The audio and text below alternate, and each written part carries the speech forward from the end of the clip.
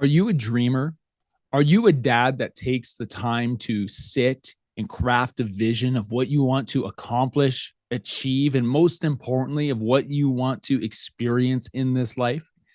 I have to be truthful. I struggle with the dream of crafting the dream and being able to inspire my children to dream in the same way. But I've got good news. Today, I'm having a conversation with Mitch Matthews. Mitch Matthews is the creator and founder of the Dream, Think, Do podcast. He's also a success coach, serial entrepreneur, and public speaker.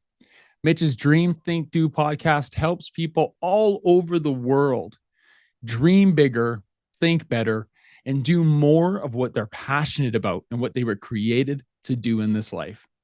His podcast has been rated #1 by the Huffington Post and performs in the top 1% of all podcasts. He's been wildly blessed to be able to interview people like Brendan Bouchard and Michael Hyatt and Lewis Howes and Jamie Kern Lima. He's also been able to work along businesses like Nike and United Airlines and NASA and Disney as an elite success coach. But most importantly, he's a dad and a husband and a lifelong learner living what he would say is a highly caffeinated life in Des Moines, Iowa. And today we are going to dive into a conversation about dreaming, about what it takes to become a dreamer, to create space, to craft a vision, and have the essence of what it means to dream. And then how you can show your kids how they can do the same exact thing. I am pumped up for this conversation, guys.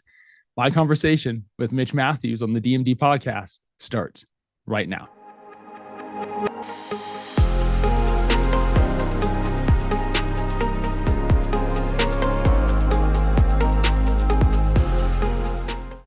Mitch, welcome to the Dad's Making a Difference podcast. I'm pumped to have you on. Thanks for being here today. It's such an honor. I love what you're doing with the podcast, and I love the topics we're going to dive into. So I'm so excited to be here. And I'm excited because, we were just talking a few minutes before we pressed record, as I often do with our guests. And your energy is contagious. And it's what drew me to you and your messaging and your podcasts. And we'll dive into that as we go. But Mitch, for the people who are listening right now, the guys who don't know you, who I absolutely, if you're listening to this and you don't know who Mitch Matthews is, you need to know who he is. And that's why we have you on here today. Why don't you share a little bit about your story and what you're doing today? Yeah, absolutely. I have a short attention span, so that means I have a weird day job. And that is now I say I'm an encourager. I'm a professional encourager. So I'm a coach, a success coach. I'm a speaker, and we have an online training company as well. So it's a lot of fun. I have a podcast called Dream, Think, Do, which I'm all about helping people dream bigger, think better, and do more, because all of those things I'm not naturally good at. Those are things I'm curious about, but I am not naturally a dreamer.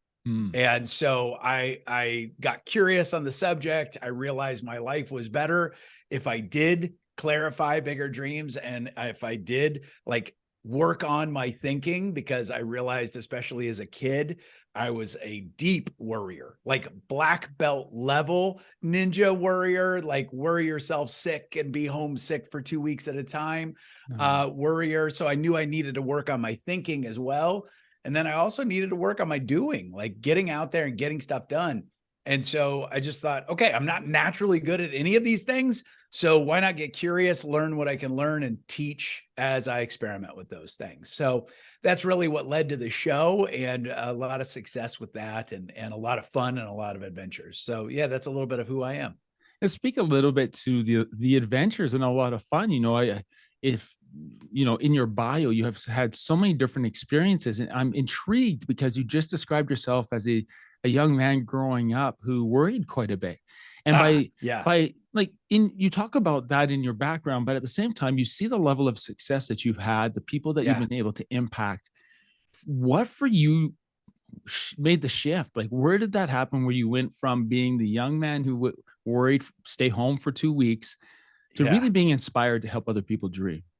I think for me, what I realized, and I didn't know that I was necessarily figuring it out or figuring out strategies and patterns that might work for other people.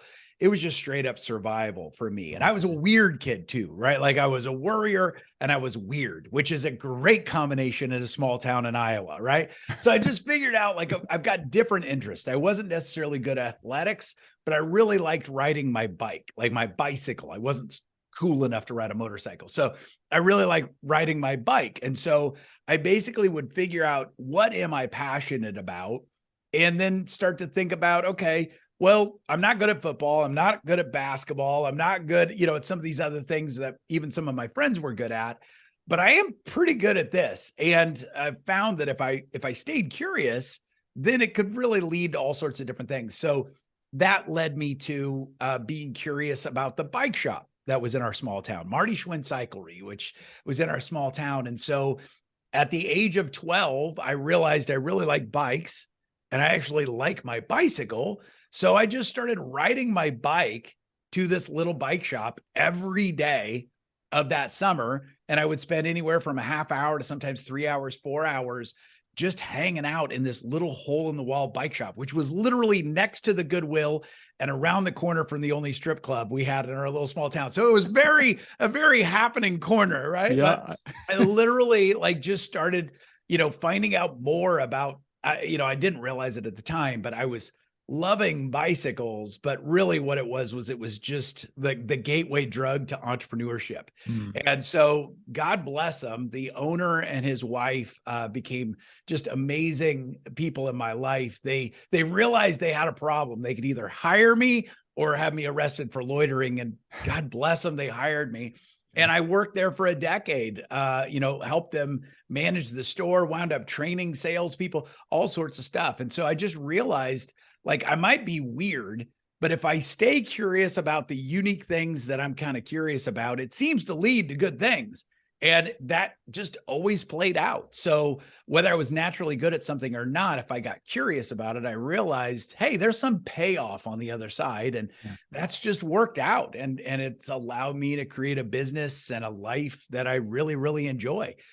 So yeah, that's kind of how I had a guest on Dream Think Do once, and they put it so beautifully. He said, you know what the opposite of fear is?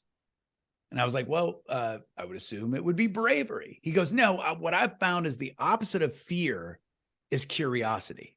Mm. If you stay It's good. curious, it's amazing how many things you can break through that you might thought been impossible. Wow. Wow. That's so good. I think about curiosity. You need to be vulnerable to be able to be curious Yep, and to be open to exploring that curiosity. absolutely. Well, and And especially in yeah, our day and age too, it's also one of those things that I think, you and I have talked about this a little bit before we hit record and in other conversations that so often people are like, well, how do I get started? Or what if I don't have a dream? Like, what if you ask me, what are my dreams? I don't even know. And that happens a lot. And I said, yeah. well, one of the things when you start that process, you have to kind of give yourself permission to be a novice at Mm, something, which I coach high achievers. Like I'm expensive as a coach. So like I get to work with successful people, right? Which is yeah. great.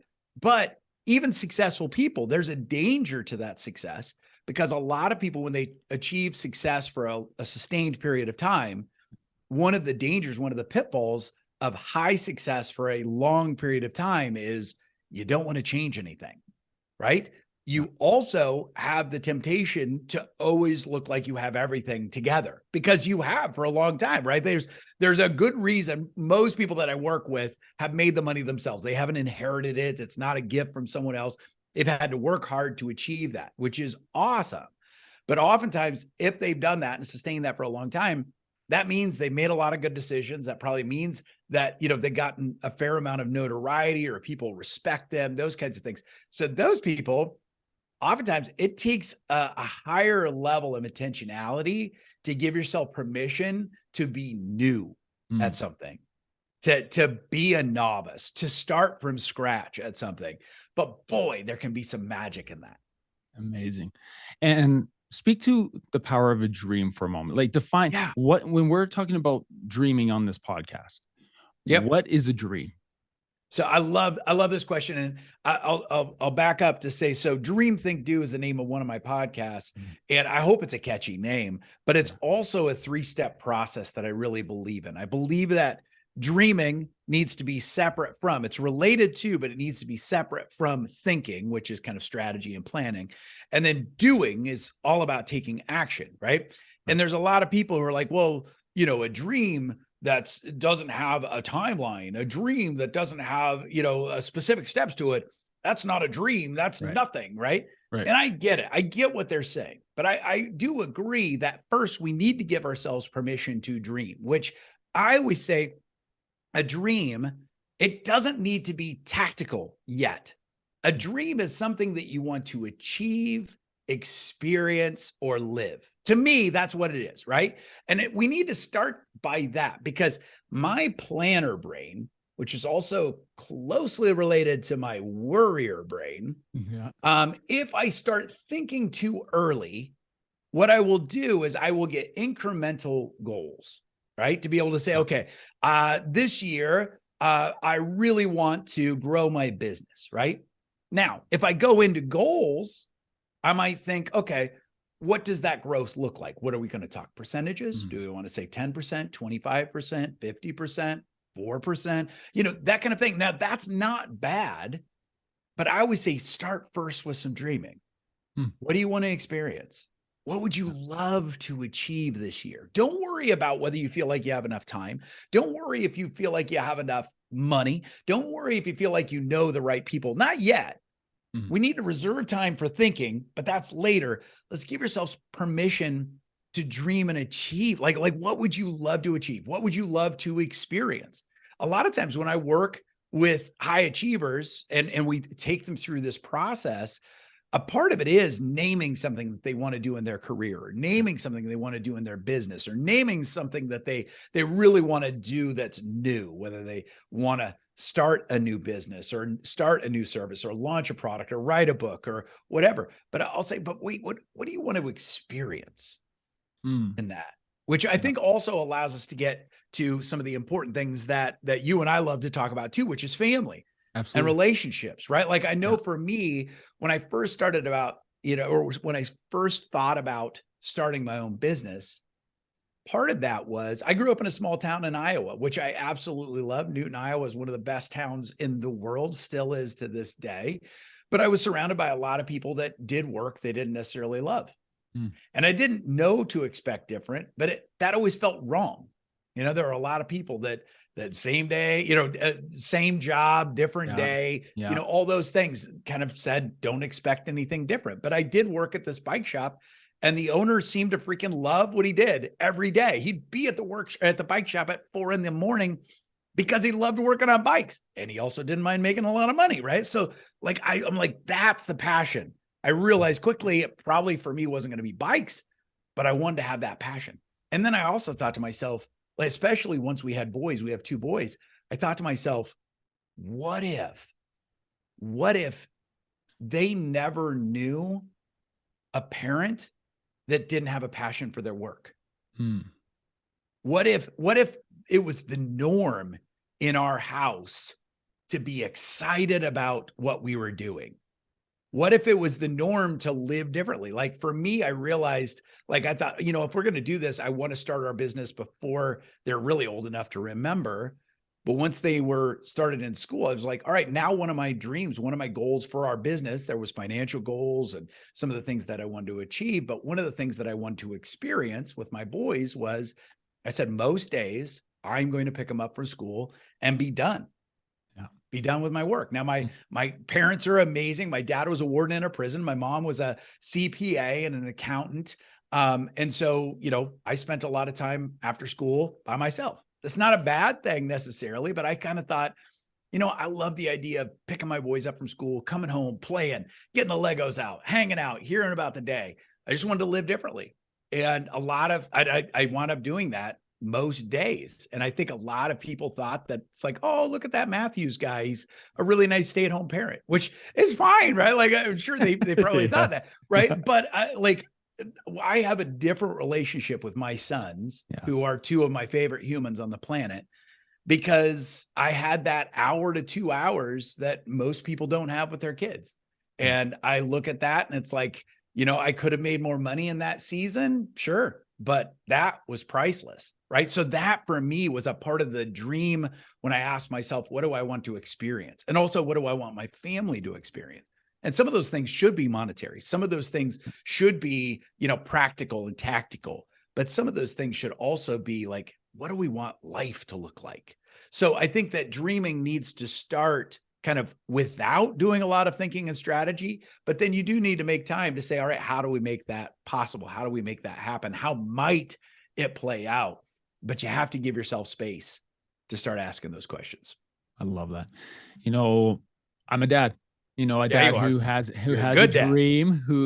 I like to believe that I'm a good dad. And actually, I'm going to take a little sidetrack here because Yeah. you mentioned about being a dad of two boys, and we had a Two dudes. Yeah. pretty cool conversation right before we recorded, and it speaks a lot to who you were as a father and who you are Yeah. as a father Yeah. because you just had a birthday. I did. And your son, 53 years young. Yeah. happy belated birthday. Thank you.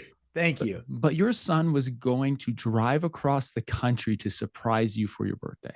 Yeah, one of the best gifts ever. I was telling you before we hit record that my wife and I, the week leading up to my birthday, my wife and I met, in the kitchen, and I think I was getting a cup of coffee, and she was coming in from doing something in the yard, and she's like, "Hey, I need to talk with you about something." And I was like, "Whoa, okay, what's up?" And I see her eyes start to well up with tears just a little bit. And she's like, "Hey, I talked to Alex last night." And I was like, "Oh, okay." And Alex is our younger son who lives in Los Angeles. He's a working actor there. He's having a lot of success and some cool things happen. And I was like, "Well, what's going on?" Like as a dad, I'm like, "Who do I need to beat? What's going on?" Like all this kind of stuff. Right.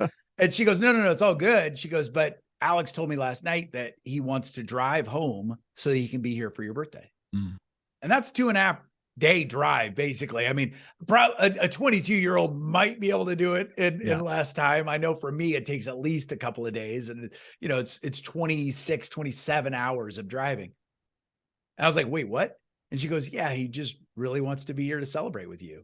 And I was like, "Well, that in and of itself is the best gift ever." And I was like, "What's he planning to do?" And she goes, "Well, he'd be here for a day and a half and then turn around and drive back home because he's got some stuff." And I was like, "No, we're not going to do that." I said, "I'll fly him home. We can fly him home." But I'm like, what a gift that a 22-year-old cool kid, like, again, our boys are two of my favorite humans. I really enjoy hanging out with them. So I was like, not only is it fun to think about, our son being back home, but it's like, oh, I actually enjoy being with this human. Right. So yeah. And we wound up flying him home and his girlfriend, and we just had a great time. I was like, this is probably my best birthday ever. So yeah, pretty fun. So cool. And one indicator of, I'm sure there are many, but one indicator of the value of what you were speaking of with providing space, of giving you that space to dream. Right? I was going to say, I'm a dad of two young kids, and I believe I have a dream, and I'm clear on that dream, but it's so hard not to get distracted by the thinking, like you were mentioning before. Thinking, okay, now who do I need to connect with, and who can I impact, and who do I need to message, and who is this going to serve? Instead of just being in the moment, providing some space, and just dreaming of like, how do I want to feel as I go through this? What do I want to experience? What do I want my family to experience? And I've been challenged on that personally the last couple of weeks, but those challenges have led into other personal conversations with men in our community who will communicate that they would say that they have lost the ability to dream, or they believe that they've lost that ability, that they will say, "Cam, I've never had a dream." I always reach out to the guys in our community and say, "Hey, I'm having Mitch on the podcast next week. This is what he does. I want you to send me some things that you would love me to ask." And this actually comes from a guy I connected with last Thursday. And he said, "What do I do if I feel that I can't dream anymore? How do I get back to that place?" So I'm going to challenge a little challenge. I love that question. How do we get back to that place? So let me give you an example, because I think this is such an important question. And what I love is not only are you doing what you're doing, you are doing so much good through this podcast, and you are a great dad. I've talked about how you talk about your kids. It's like, this is a great dad, right? But I love that you are inspiring other people, especially other men, to be asking these kinds of questions, because I think one of the greatest dangers that we have as men and as humans is the danger of going gray. Not gray hair, because I got plenty of that, right? Like, what I mean by that is, I think there's a lot of people, like wildly successful people. I'll never forget. I'll give you an example. I do a lot of speaking, and I went to a speaking client. I went to their headquarters, and I was going to speak they had a bunch of leaders all come in, and I was going to speak at a thing, and they had me come to headquarters and just wait in the lobby while my liaison person came to come get me.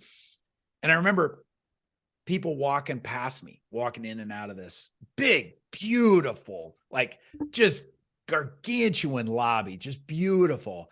And I just see, like, probably 7 out of 10 people are gray, meaning they're dressed nice, all that, but the fire's out.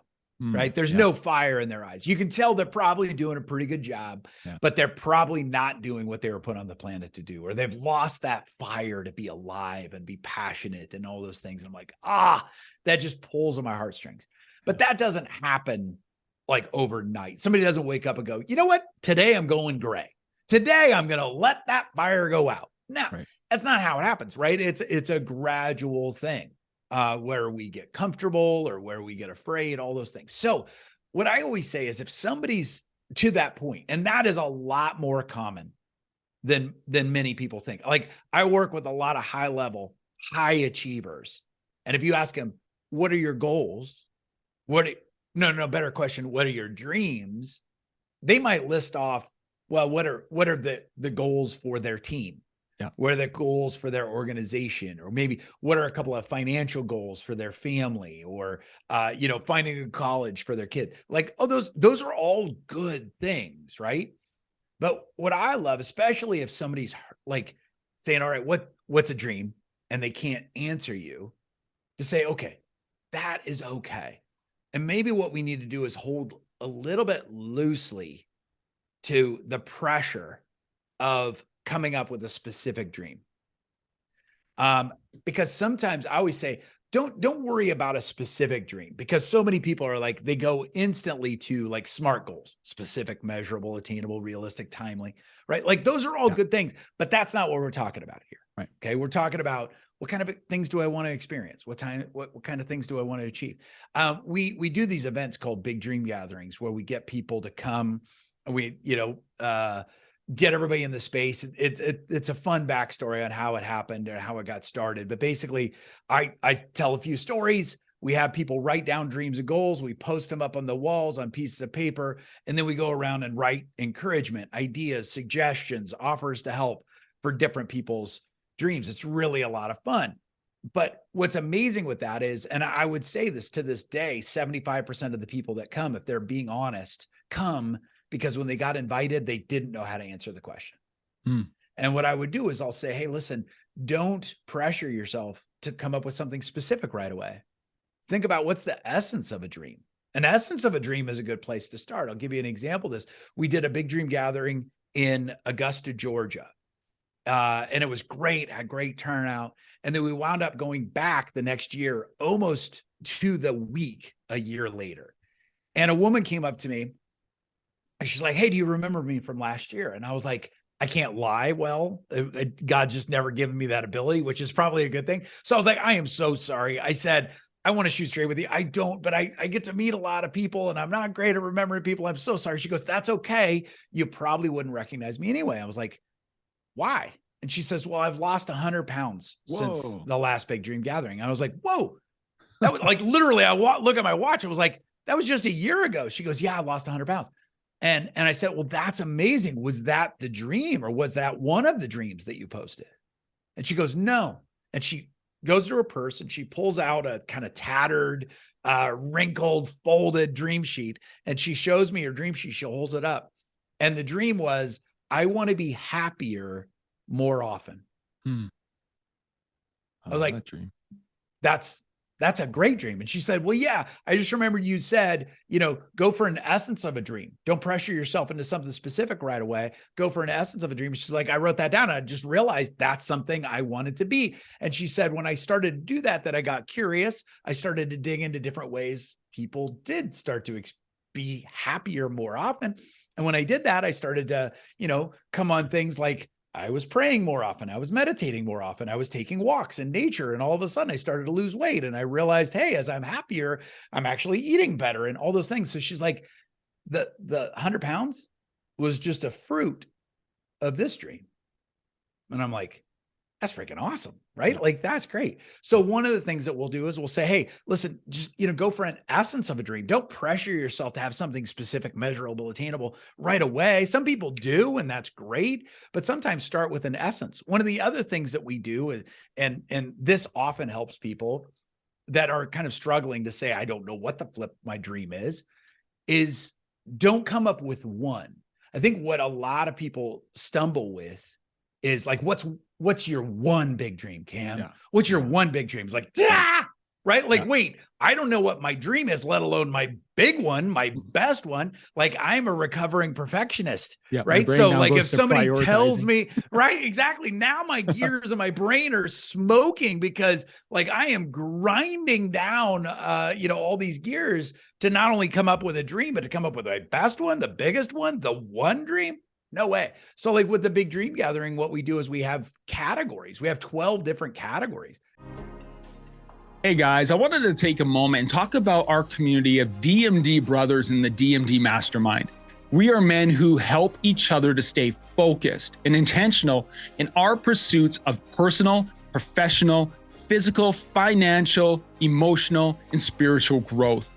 We are a community of men who bring courage, wisdom, and transparency to unfiltered conversations that challenge us to be more impactful men, to be dads making a difference. We do this through our online and in-person events where men come together to speak into each other's lives and then turn around and do the deep work to create change in their families, in their businesses, and in the community around them. If you are wondering if this community might be right for you, you can find more information on the DMD Mastermind, and you can also book a call directly with me at dmdmastermind.com. Now, let's get back to our show. And so I say, hey, start with it. It is actually easier to try to put a dream in each category than it is to just come up with one. So like there's a travel category. So put up a travel dream. Where would you love to go? What would you love to experience as you travel? There's a relationships category. What's something you'd love to, experience in a relationship, whether it's having a relationship, whether it's taking your current relationship to the next level, like what's something about relationships? Career. What's a dream that you have in your career? And what's amazing is when you force people, like when you encourage people to not just come up with one dream. I've heard this 1,000 times. Coming up with 10 dreams is easier than coming up with one, because you basically kind of let go of what's the one and allow yourself to explore different categories. And I think that helps people start to break loose and go, okay, less pressure of just coming up with one. And then it also helps to kind of devalue, like lower the pressure on any one dream. So it can be really powerful. So simple, but powerful. And I appreciate that as somebody who would overthink the one.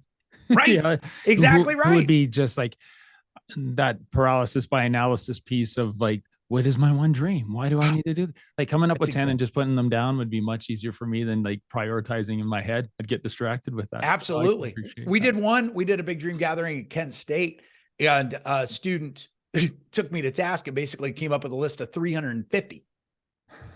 Now, some people called her crazy. Yeah. Right. Yeah. And what was amazing was we did a big dream gathering there a year later. And she had accomplished like 70 of them. Now, some of them were really big and some of them were really small. Like one of them was like international travel, but one of them was also to spend an hour with a beekeeper because she was just kind of fascinated about bees. And she's like, I realized I enjoy honey, but I don't even know how a beekeeper works. So she went and spent time with a beekeeper. And then we wound up connecting her with a beekeeper. She got a job with this beekeeper. She like freaking loved it. So it's one of those things where she just, like I said, come up with 10, she came up with like 350. And at the same time, she was like, hey, but I've accomplished like 70 of them Yeah. in a year. Like, holy crap. She goes, it just changed the way I look at the world. Like, Yeah. some people try to decide what their one dream is. And she said, I'm just looking for dreams all the time, every day. I'm like, Cool. that's a good way to live. And so I'm thinking right now, I'm like, okay, I can do that.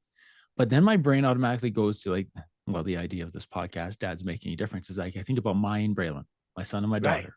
Right. And I am like, you got me fired up right now for me, but you also Good. got me fired up for them, because I'm like, Yeah. I want my children to dream like that.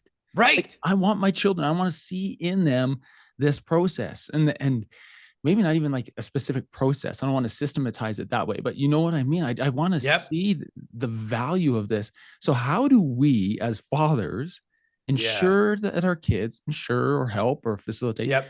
Yep. for our children to allow them the space to dream? Yep. I love it. I think this is such an important subject, and I'm so glad you're asking it, because there's so much pressure now, Mhm. right? There's so much pressure to perform. It's amazing. Like we're taking away the ability for our kids to be novices at something, right? Like Yeah. I had an appointment with my chiropractor last week, and I was like, "How are you doing?" She goes, "I'm a little stressed." I was like, "Oh, okay, why?" And she's like, "Well, we're trying to get our 9-year-old into a soccer, a traveling soccer team." I'm like, "Wow, that's impressive." She goes, "Yeah, I feel like he's already behind." And I'm like, Yeah, I "He's know that he's feeling. he's 9." And I get it. Like I was like, "Oh my gosh." But I said, "Does he love soccer?" And she's like, "Well, we're trying to figure that out." I was like, boy, that's a high level of commitment at 9 to just try to figure it out. I said, and I don't say that to say that's wrong. I was just checking to make sure that's something that he wants to do, as opposed to, I know that her dad or her husband Yeah. played soccer. I think she played a little soccer. So it's like a little bit of like, is that what he wants to do? Or is that what you feel the pressure in your community for him to do? Yeah. Because I said, this is an important thing. Now, here's the thing, like kids, they don't really know. Like if you tell them, what's your dream? What do you want to do? They'll be like, I don't know. Like Yeah. they don't necessarily, like their prefrontal cortex isn't quite set up for that conversation yet. But what I really encourage as a dad, especially, is to say, hey, what do you want to just try out? Like, Mm. what do we want to just try out? So, as an example, it's funny, both of my boys now actually have a lot of athletic prowess, but they were a little bit like me early on. They didn't necessarily gravitate towards the traditional sports and programs and things like that, which I'm kind of grateful for now, but whatever. Right. But I was like, one Saturday morning, I was like, all right, guys, we're obviously not going to go to baseball practice or soccer practice. Like, let's figure out what's something you guys like to do. Mm. And like we started there. Like, what's something you like to do? And it was Saturday morning. So they're like, well, we like cartoons. I was like, I like cartoons. I was like, what if we make a cartoon? And they're like, well, what do you mean? I was like, well, I mean, pick your favorite cartoon. I was like, those don't just happen, right? Mhm. You got a group of people that create a storyboard. And probably the first storyboard's like stick figures, or maybe a little bit better than stick figures. But I said, what if we storyboard out a story? And they're like, cool. So, and honestly, Cam, a big part of this is like to be willing yourself to go places where you don't know. Like I literally am thinking, oh crap, they just said cartoon. I knew the basics, but I'm thinking to myself, boy, if they really want to do a cartoon, I don't know how to do that. But I was like, let's at Yeah. least start the conversation. Right. Yeah. So then we did this storyboard of a possible story. And then I was like, okay, guys, I don't quite know how to do animation, but what if we did stop motion? Right. Cause they would watch YouTube on the iPad a little Yeah. bit, and they're like, yeah, we can do that. So we set up a curtain in the kitchen. We got out all their Legos. We started to figure out how we could do this. And we had a little flip camera, the little one Yeah. I button flip remember that. camera. And I was like, hey, this is probably not going to be good, but let's just try it. And so we did our first one, and it probably took a couple of hours to do just, a few of these, storyboard ideas, that kind of stuff. But it turned out pretty fun and we had a good time and all of that. But then they were like, it was fun to do the storyboard, but the Lego stuff was really hard. I was like, well, how about we just try to make a movie? And they're like, can we make a movie? And I was like, yeah. I was like, think about any movie, like we sit and enjoy it. We're not thinking about, but somebody had to find actors and somebody had to find locations and somebody had to find a camera. I was like, I've never made a movie before. You guys haven't made movies before, but even Spielberg had to start somewhere. So we're like, okay. So I think I told you about our first movie they made was called Lego Agents. And so they played live action Lego agents because that was their favorite Lego set at the time. And they were 8 and 10. And we made a Lego Agents movie. And what's funny is it's gotten a ton of views because we had Lego Agents in the title. But that was their first movie. And what's wild is that we really had a lot of fun. That kind of went back on the shelf for a couple of years, but then they came back to it. They asked to get a little bit better camera. And before they graduated from high school, they had 35 short films in their YouTube. Cool. Very cool. And now one is a screenwriter and one is an actor. Now, again, I had no idea what I was doing other than just staying curious, going, well, I think I know a little bit, but it started with, what do you guys naturally like? Now, how could we do something like that? How could we try? How could we experiment with that thing, right? And so it might be martial arts, or it might be a sport, or it might be, maybe they've seen something in a movie and they're just curious about how something like that might work. Just talking with them about what are they curious about? What are they seeing? Those kinds of things. And then just finding a way to take some small but significant steps with them.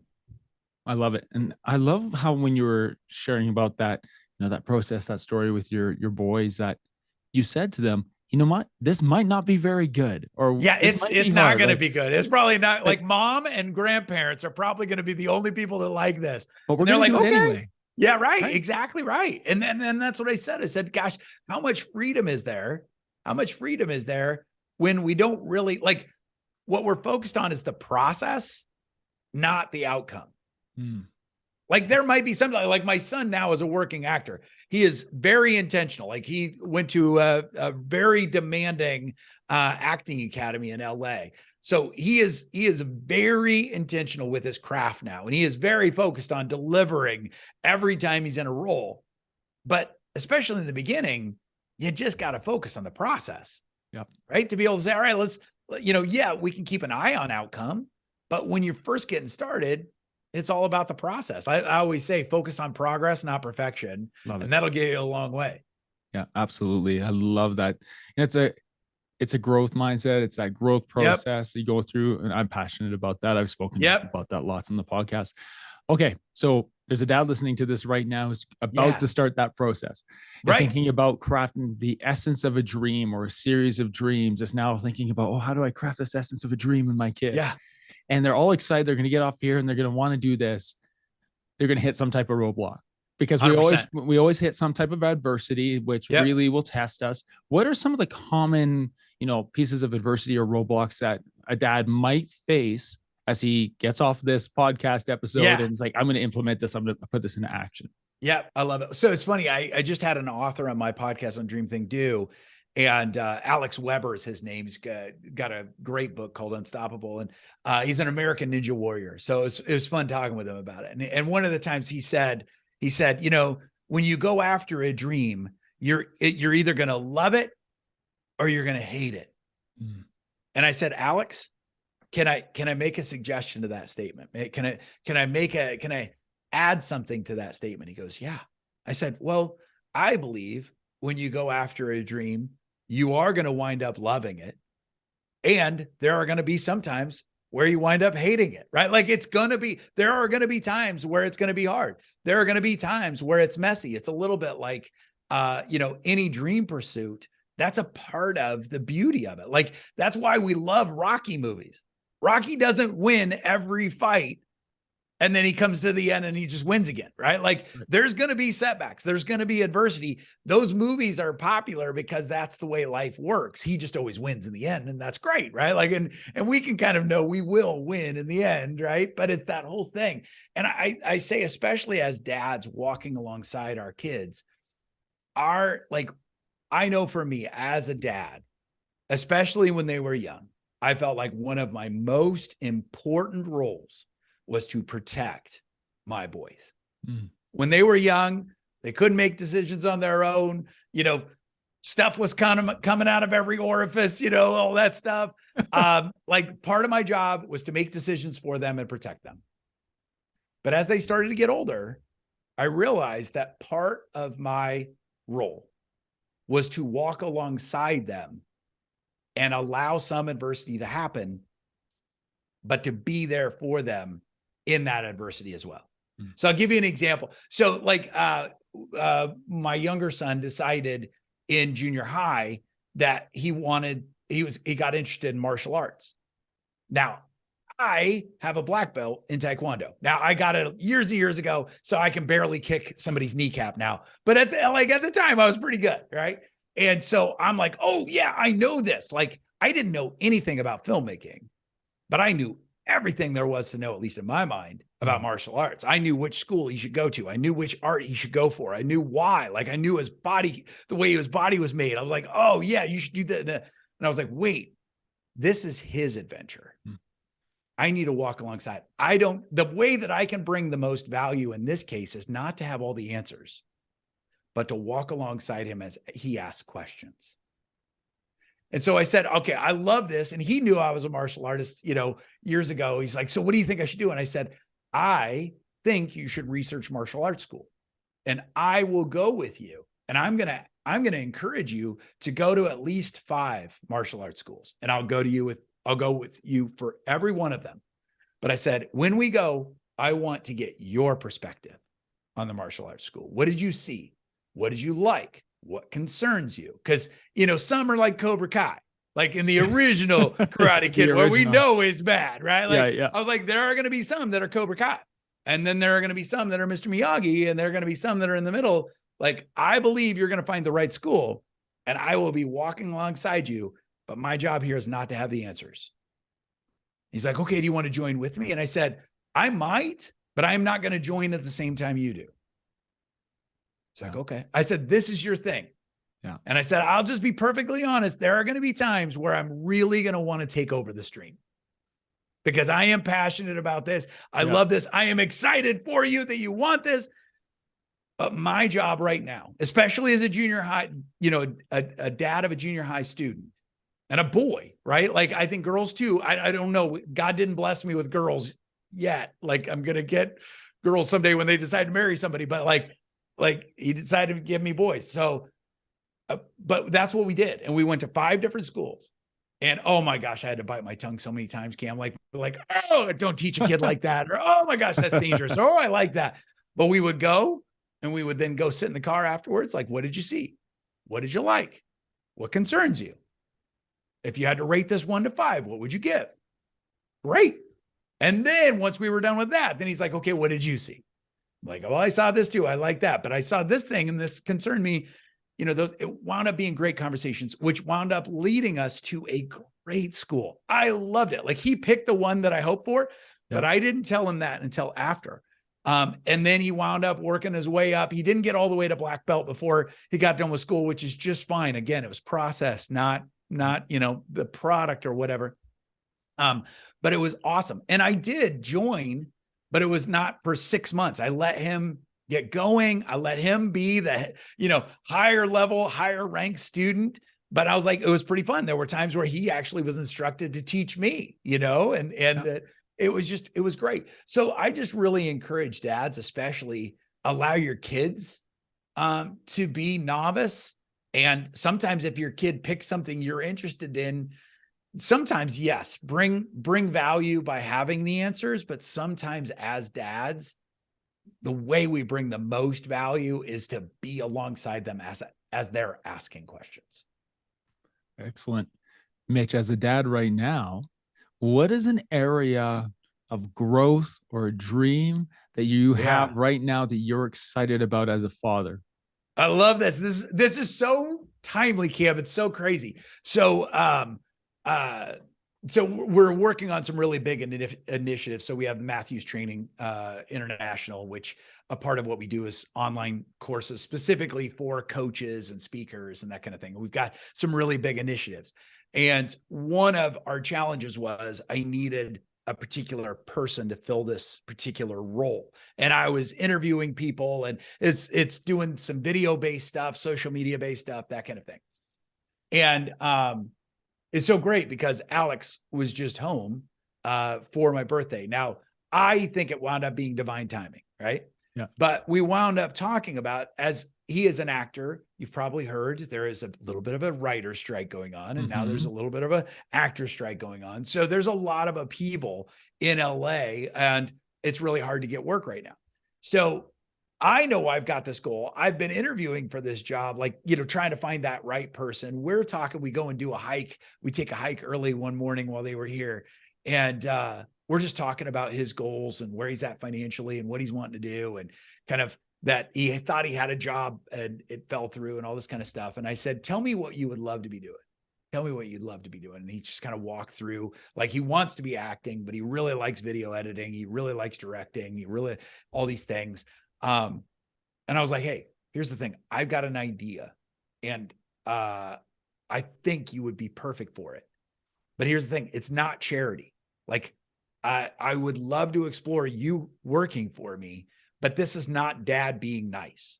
Yeah. This is a wildly strategic role that is incredibly important for our organization.